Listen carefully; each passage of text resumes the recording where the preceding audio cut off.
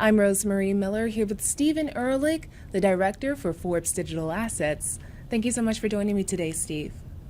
Great. Thanks, Rosemary. Thanks for having me. Absolutely. So, can you tell me about this new Ethereum competitor?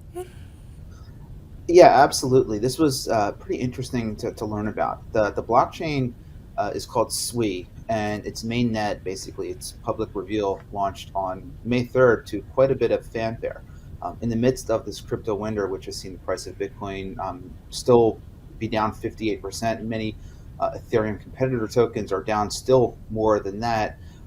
Venture capital is drying up, and some of the tides are sort of going out when it comes to crypto. This company, this blockchain, launched with $300 million of VC backing, a $2 billion valuation, and I mean the backing of some major heavyweights. I mean Kevin O'Leary, Coinbase, Samsung, plenty of others. And what was most interesting to me about doing this story is that in this sort of like crypto bearish market where I think folks, developer activity users are sort of moving away from some of these edge cases, these new blockchains uh, that sort of promise like the bigger, better, faster, more efficient, cheaper, etc. They're sort of moving back to Ethereum, or because Ethereum is pretty slow, it can only handle a handful of transactions per second.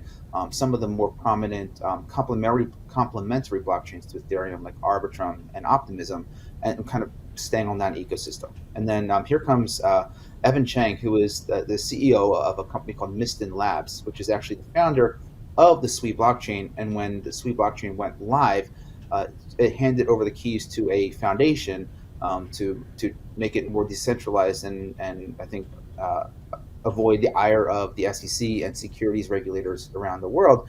And when I spoke with him, I mean, he was much more willing to directly attack Ethereum and some of its shortcomings than plenty of other competitors that really just try to play nice with Ethereum because of the position that it has in crypto and the charisma and I guess just like uh, of its founder, Vitalik Buterin. Some of the quotes he gave me in the story were things like Ethereum is broken. He made a point of just highlighting how the programming language in particular that it uses, blockchains all are code. They're made up of code and smart contracts and programs that automatically execute. And this is very inside baseball, but the type of programming language that is used actually makes a big difference in how efficient it is to code, how many bugs might be introduced into a particular application. And Cheng kind of went on and on and on with me about why Ethereum and its new programming language called Solidity, which was created about 8 years ago, is just fundamentally flawed and not it really cannot be fixed. So he sort of took the approach when he was building SWI that you kind of have to throw out all of that, start from scratch, use a programming language that is much more efficient, and really try to do things right as opposed to sort of like building on top of what he saw as a cracked foundation. So, does he actually believe that we could be the next Ethereum? I mean, there's one thing to tear something down, but there's another to actually, live up to the other's hype. Yeah.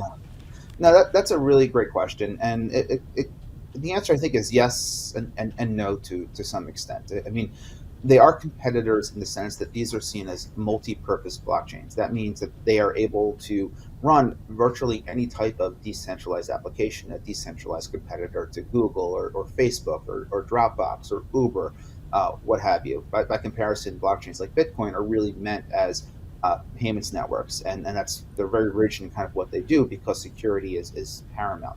SWI theoretically will be able to do all the things that Ethereum can do. However, the SWI blockchain has been designed specifically to appeal to gamers. That's a $200 billion industry that still kind of remains untapped and is seen as one of those white whales that crypto advocates really, I guess, pine for.